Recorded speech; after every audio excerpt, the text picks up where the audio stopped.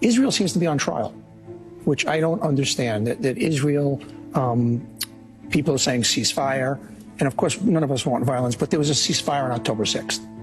And since that time, we know what happened on October 7th, beheading, raping, every inhumane thing that you can do by a group whose only mission is not real estate, and it's not protecting Palestinian people. They put their own people in harm's way. They use them as shields.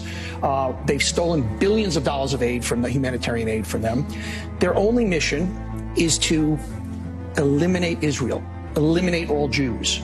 That's it. That's their mission. And yet, constantly, Israel seems to be on the defensive. There is something that, for some reason, evil is not graded the same way when it's against Jews and it's against Israel. And I don't understand that. There's such an anti-Israeli bias because their domestic politics under Netanyahu. Netanyahu needs to go, by the way. Correct. And I think U.S. foreign policy experts think that he may not be there. He may not be. But there is this real bias against the plight of Israel, even in the wake of 1,400 primarily civilians being slaughtered over an 8.5-hour period, mutilated, slaughtered, raped in front of their children and husbands and wives. And what has Israel since then been on the defensive, explaining every move they make? And obviously, like any human, we want to do everything we can to protect every life. Of course. But they're in a war.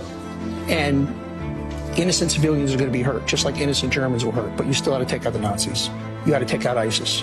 And Hamas has to be taken out, and there's no other answer. You can't live next door to people whose entire mission is to annihilate you and destroy you. And people in this country are cheering. And the media is just kind of tippy-toeing around it. The Jews are treated different than other groups, that there's a dislike, that there is somehow that Jews being hurt or being slaughtered is different than other people being hurt, that somehow they have it coming to them. Yeah, I said it. That's what this is about. I don't know why the media just can't lay things out evenly.